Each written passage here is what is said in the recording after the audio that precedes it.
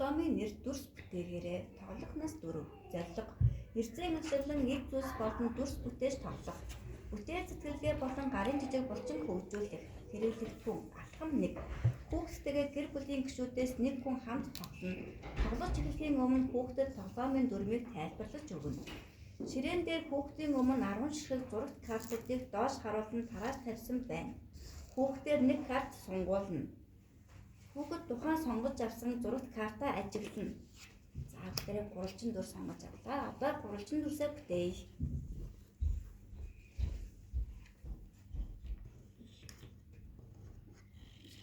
Гурвалжин дүрс сонголээ. Одоо гурвалжин дүрснийхээ өнцгийг тоолъё. 1, 2, 3. 3 өнцгтэй гурвалжин дүрс. Одоо бүгдээрээ 3-ын тоо бүтээе. За 3 тооныхоо картыг гаргаарай. За одоо 3-ын тоо бүтээе.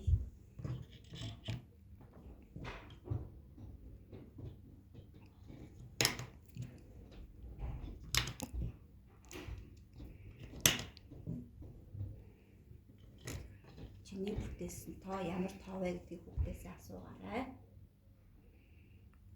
Хүүхдээ хөгжүүлэхэд хамтран ажиллаж байгаа танд баярлалаа.